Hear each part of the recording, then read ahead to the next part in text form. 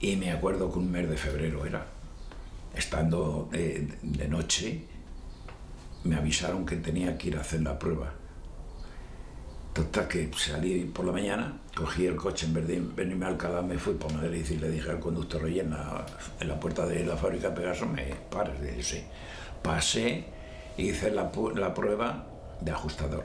En el mes de mayo que me avisan que a trabajar allí. Me manda la carta y a mi cuñado, los dos, nos la mandaron el mismo día. Y por la familia yo me fui a vivir a Pegaso. Sí, o sea, me fui a trabajar allí a Pegaso porque mi padre y mi madre, es que es una cosa segura, en fin, mis suegros igual. Total, que nos fuimos mi cuñado y allí. Que si no me quedo yo, si no me voy a Pegaso, hubiese pasado a trabajar con los americanos en la UNAVI.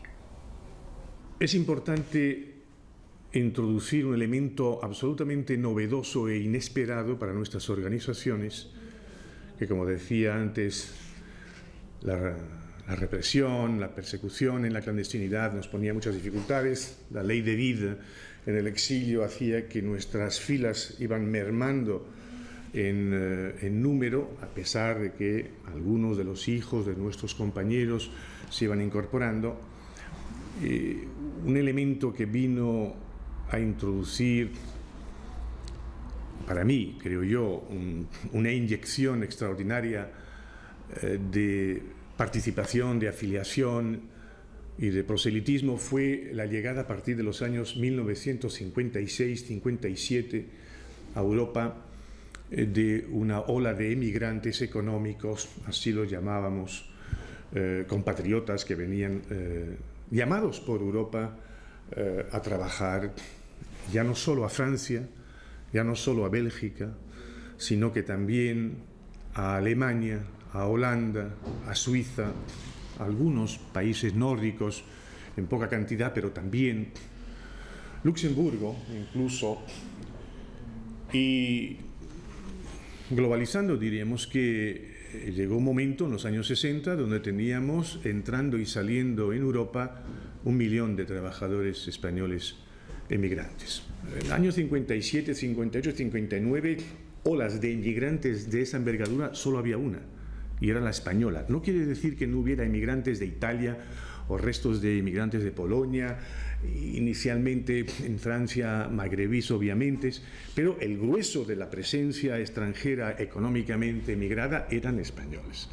Todos los sindicatos, los grandes sindicatos, no tenían departamentos estructurados. No digo que no se interesaran por el problema, pero no tenían la estructura creada. Y es así como en Francia, en Force Ouvrière, luego en la CFDT, en la FNV en Holanda, en la DGB de Alemania, en la Unión de Sindicatos Suizos en Ginebra y en Zúrich, se fueron creando, con presencia de compañeros nuestros, departamentos de atención al trabajador emigrante, en este caso fundamentalmente español.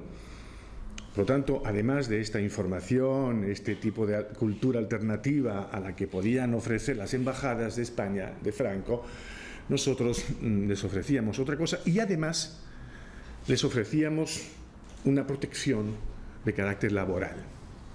Porque no cabe duda que estos trabajadores, aunque venían con contratos, la inmensa mayoría tenían contrato, no dejaban de sufrir discriminaciones, algunas veces maltratos en su forma de alojarse, en su forma naturalmente de percibir un salario, en discriminación entre hombres y mujeres, en fin, etc. Y el trabajo de los sindicatos hermanos era básico, era fundamental. Y el puente entre ese trabajador, aunque no fuera más que por razones de idiomas, pero también de conocimiento, de experiencia y de relaciones, el puente entre ese trabajador emigrante y el sindicato del país donde él se encontraba trabajando, pues podía ser y era las Juventudes Socialistas, pero inmediatamente la UGT. La transición.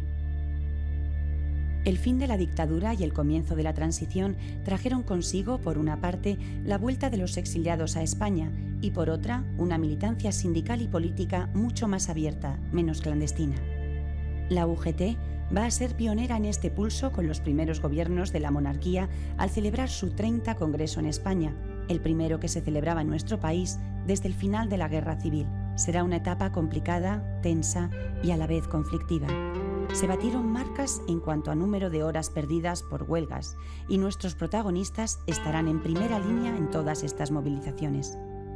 La definitiva consolidación democrática irá casi paralela a la jubilación de nuestros protagonistas, que seguirán su militancia en las organizaciones de jubilados y pensionistas de la UGT. La ilegalidad retomamos el rumbo estatutario congresual de la UGT. Pasó a ser el 30 Congreso de la UGT, es decir, que no hubo, por lo tanto, interrupción. El anterior en España se había celebrado en el año 32, pero en el exilio se celebraron 12 congresos. La UGT, históricamente, fue fundadora de prácticamente todas las internacionales obreras a lo largo de su historia. Fue fundadora de la gran internacional mundial, la FIOLS, en el año 47. Fue también fundadora en febrero de 73 de la Confederación Europea de Sindicatos.